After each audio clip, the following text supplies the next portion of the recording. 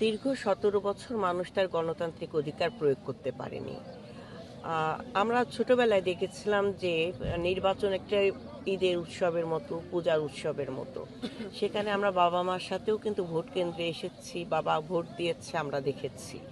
এই যে সুনাগরিকের যে দায়িত্ব, রাষ্ট্র এবং দেশ পরিচালনার দায়িত্ব অর্পণ করা কোনো জনপ্রতিনিধিকে, যাকে আমি নির্বাচিত করব, সেই পরিবেশটা ১৭ বছর ধরে বাংলাদেশের মানে নতুন ভোটার হোক আর আপনার যে কোনো বয়সেরই ভোটার হোক, কেউ কিন্তু এই আনন্দটা উপভোগ করতে পারে নাই।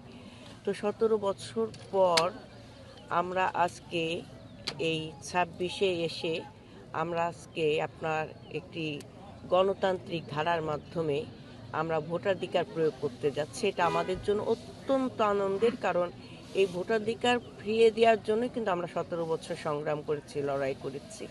আমরা চাই কেরানীগঞ্জ, ঢাকা ৩ আসন, এই ৩ আসনের সকল ভোটার ভোট কেন্দ্রে নির্বিঘ্নে আসবে এবং তারা পূজার উৎসবের মতো পালন করতে করতে আসবে, ঈদের উৎসবের মতো পালন করতে করতে আসবে। সেখানে আমাদের নেতাকর্মীর যারা আছে সবার কাছে যে কোনো ধরনের কোনো উপসর্গও যদি বিন্দুমাত্র দেখো, তারপরও মাথা ঠান্ডা করে হ্যান্ডেল করতে হবে। আইন শৃঙ্খলা বাহিনীর উপর দায়িত্ব অর্পণ করতে হবে যেন তারা হ্যান্ডেল করতে পারে। আমাদের দিক থেকে আমাদের প্রার্থী বাবু গয়েশ্বরচন্দ্র রায়, তিনিও বলেছেন আমি শুধু চাই মানুষ ভোট কেন্দ্রে আসুক, ভোটটা প্রয়োগ করুক। এবং আমাদের সবার একটাই দাবি যে ভোটের আনন্দ উৎসবের মাধ্যমে জয় পরাজয় যেটাই হবে আমরা সেটাই মেনে নেব। ঠিক আছে, thank you, thank you, thank you.